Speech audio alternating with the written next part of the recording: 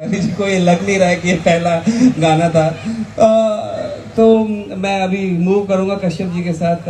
कश्यप जी 3 साल से ज़्यादा हो गए हमारे चैनल को, तो इतना देर क्यों लगा आपको ये गाना देने के लिए हमें? देखिए, सबसे पहले सबके प्रणाम बा, जितना लोग हमने के देखा था लोग, और भैया का योगदान है। हमारा एक गाना आया था, आप लोग सुने होंगे, लहंगा लखनऊ। उस गाने को ये हड़प लिए थे और उसी गाने से ये चैनल चालू हुआ था।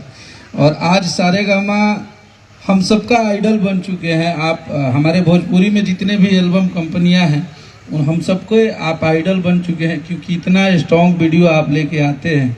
और आप ये सब जो लॉन्चिंग वाला प्रोग्राम है, ये सारे आजकल भोजपुरी भाषा में जितने भी गाने आ रहे हैं सबका प्रीमियर लगना आपने भैया के साथ ही स्टार्ट किया था। तो ये बहुत गर्व होता है कि आप हमारे भाषा के लिए इतना काम तो कर रहे हैं। आज हम लोग सेलिब्रेट करने के लिए आए हैं, हम लोग लॉन्च करने के लिए नहीं आए गाने को। तो आज हम लोग